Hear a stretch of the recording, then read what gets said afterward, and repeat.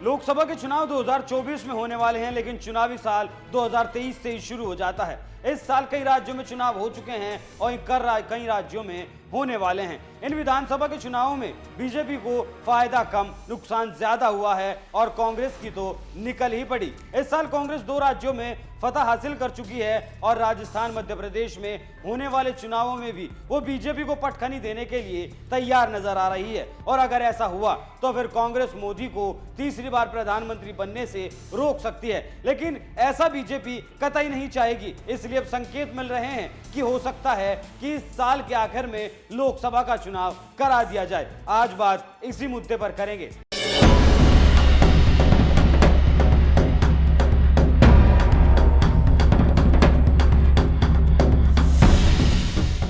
नमस्कार, NMF news देख रहे हैं आप। मैं हूं आपके साथ अभिषेक पुंडीर। पिछले कुछ दिनों से आपने देखा होगा कैसे बीजेपी का सबसे ज्यादा जोर इस बात पर है कि सरकार बनने के बाद देश में क्या क्या किया गया, बीजेपी सरकार ने कौन कौन सी योजनाएं चलाई और किन योजनाओं से आम आदमी को कितना लाभ हो रहा है। इसलिए सवाल दिल्ली के गलियारों से निकलकर आम जन में की कानाफूसी में अब तब्दील हो गया है। गली नुक्कड़ों पर इस बात की चर्चा होने लगी है। हालांकि ये भी सच है कि ये चर्चा अभी तक सियासी गलियों में आम नहीं हुई है, लेकिन आजकल सियासत में जो घट रहा है वो इस बात के संकेत जरूर दे रहा है। खबरें ऐसी हैं कि शीर्ष नेतृत्व में इस बात के लिए सिर्फ मंथन ही नहीं चल रहा, बल्कि इसका आकलन भी किया जा रहा है कि अगर लोकसभा का चुनाव वक्त से पहले कराया जाता है तो कितना फायदा हो सकता है और कितना नुकसान हो सकता है। हालांकि बीजेपी नेताओं के अक्सर ये बीजेपी नेताओं को कहते सुना जाता है कि बीजेपी पूरा साल चुनावी मोड में रहती है, लेकिन हालात अभी विपरीत चल रहे हैं। बीजेपी हर वक्त चुनावों के लिए तैयार तो रहती है, लेकिन इन दिनों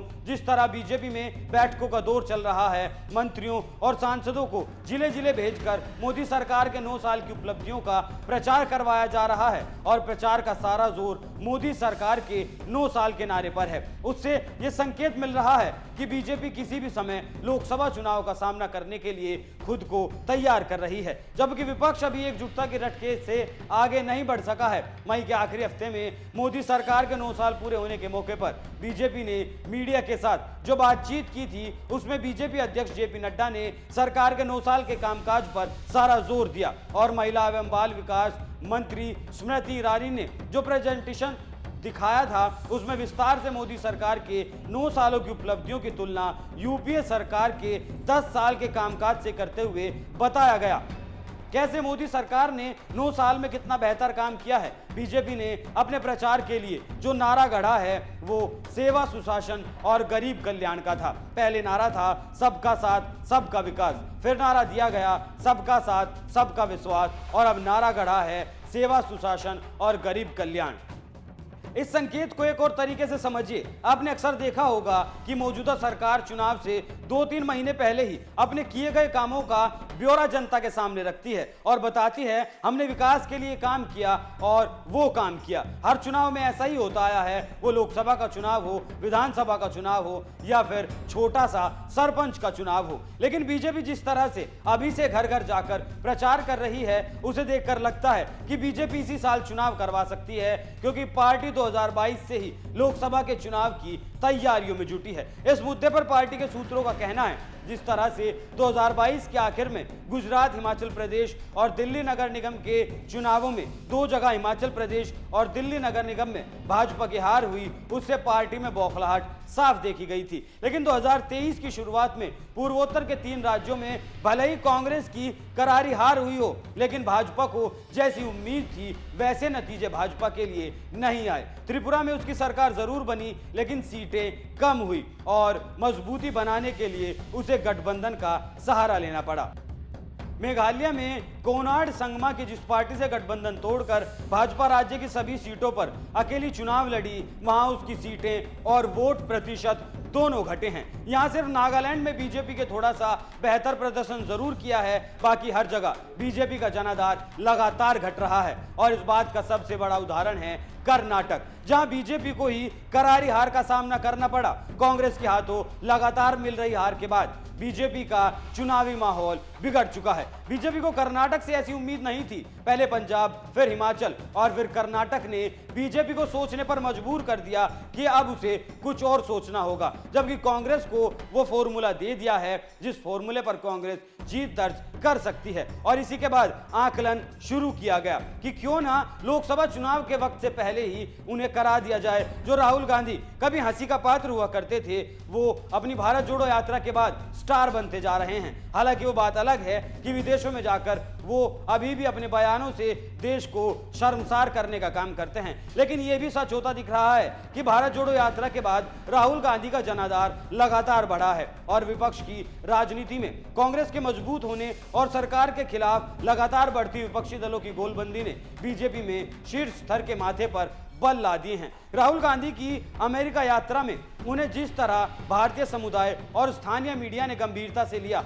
और सुना, उससे भी बीजेपी असहज जरूर महसूस करेगी। दक्षिण से उत्तर की भारत जोड़ो पद यात्रा की कामयाबी के बाद से ही सितंबर में पश्चिम से पूरब तक की दूसरी भारत जोड़ो यात्रा की चलने वाली चर्चा भी कर्नाटक के नतीजों के बाद भाजपा के रणनीतिकारों को सोचने पर मजबूर कर रही है। लोकसभा चुनाव को लेकर बीजेपी हर छोटे मुद्दे पर सोच रही है।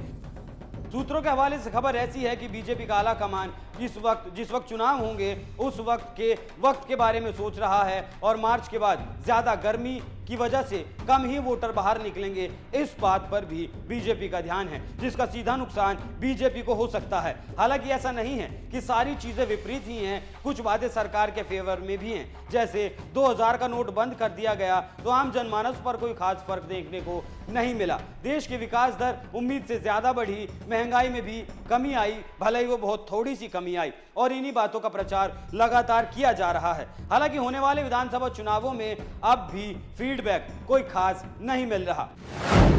राजस्थान बना बीजेपी के गले की हड्डी।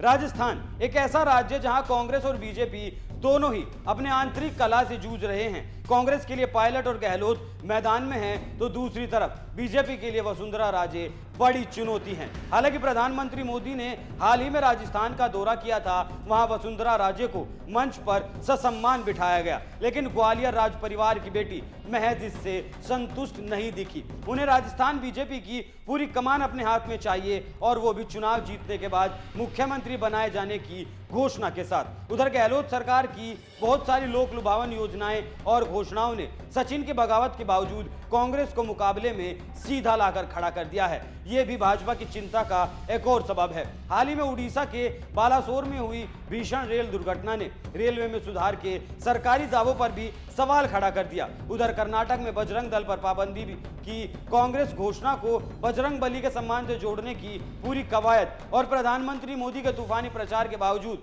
भाजपा की करारी शिकस्त ने हिंदुत्व के ध्रुवीकरण और मोदी मैजिक के हर समय संकट मोचक होने पर भी सवाल खड़े कर दिए हैं। बिहार, पश्चिम बंगाल और महाराष्ट्र भी बने परेशानी। बिहार में जैसे ही नीतीश कुमार ने मोदी का साथ छोड़ा, बिहार की सीधी 14 सीटों पर बीजेपी के लिए खतरा पनप गया। बिहार, पश्चिम बंगाल और महाराष्ट्र में पिछले लोकसभा चुनावों के प्रदर्शन को ना दोहरा पाने की आशंका से परेशान बीजेपी की दक्षिण भारत को लेकर जो उम्मीद थी, कर्नाटक के नतीजों ने उस पर भी ग्रहण लगाने का काम किया। जिस तरह दिल्ली में यौन शोषण के मुद्दे पर महिला पहलवानों के आंदोलन को हरियाणा, पंजाब, राजस्थान और पश्चिमी उत्तर प्रदेश की खाप पंचायतों और किसान संगठनों का समर्थन मिलने से सरकार की छवि पर भी गहरा असर पड़ सकता है, और अगर ऐसा ही चलता रहा तो फिर जनता के बीच एंटी इनकम्बेंसी बढ़ सकती है, और अगर ऐसा हुआ तो फिर उसकी भरपाई कर पाना बीजेपी के लिए बहुत मुश्किल काम होगा।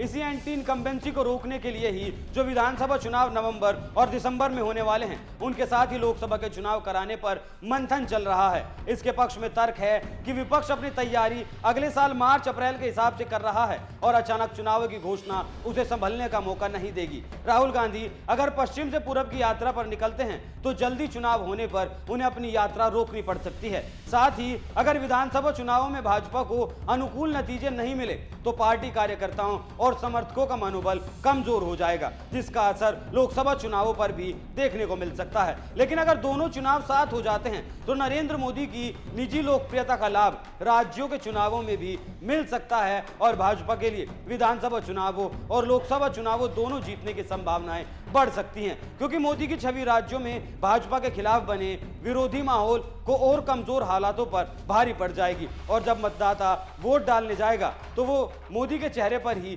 वोट डाल सकता है और दोनों जगह ही इसका फायदा बीजेपी को मिल सकता है। लोकसभा चुनाव जल्दी कराने के पक्ष में सबसे मजबूत जो तर्क है वो ये है कि इसी साल सितंबर में नई दिल्ली में जो G20 देशों का शिखर सम्मेलन होगा उसमें अमेरिकी राष्ट्रपति जो बाइडेन, रूसी राष्ट्रपति पुतिन, चीनी राष्ट्रपति शी जिनपिंग समेत सभी वैश्विक नेता आएंगे। प्रधानमंत्री मोदी न सिर्फ इनकी मेजबानी करेंगे बल्कि उन्हें अपनी वैश्विक छवि भी उनकी बढ़कर विराट हो जाएगी। सरकार और बीजेपी प्रधानमंत्री मोदी और भारत को विश्व गुरु के रूप में जनता के बीच पेश कर रहे हैं और आगे भी करते रहेंगे। और G20 की कामयाबी के प्रचार के माहौल में लोकसभा और विधानसभा चुनाव एक साथ कराकर इसका सारा फायदा बीजेपी को मिल सकता है। जैसा 2009 में अमेरिका के साथ परमाणु समझौते के बाद मनमोहन सिंह की छवि बनी थी, सिंह इज किंग वाली छवि का फायदा उन्हें मिला था 2009 के चुनाव में और वो सरकार बनाने में कामयाब रहे थे। बीजेपी ने भी अभी से लोकसभा के केंद्रीय मुद्दों का प्रचार करना शुरू कर दिया है। हालांकि राज्यसभा और लोकसभा के चुनाव में अंतर होता है। लोकसभा में बीजेपी को मोदी के चेहरे पर वोट मिल सकते हैं और मिलते आए हैं, इस बात में कोई संदेह नहीं है। लेकिन विधानसभा में भी मोदी के चेहरे पर वोट मिले इस बात के ज्यादा चांस नहीं है, क्योंकि वो उदाहरण हम कर्नाटक और हिमाचल में देख चुके हैं। हालांकि बीजेपी अगर वक्त से पहले चुनाव कराने की कोशिश करती है तो फिर उसे विपक्ष के तीखे सवालों का भी जवाब देना पड़ेगा। लेकिन अब देखना दिलचस्प होगा कि आने वाले वक्त में इस मामले में क्या नया मोड़ आता है। आप समय से पहले अगर चुनाव होते हैं तो उस पर क्या राय रखते हैं, हमें कमेंट करके जरूर बताएं। नमस्कार।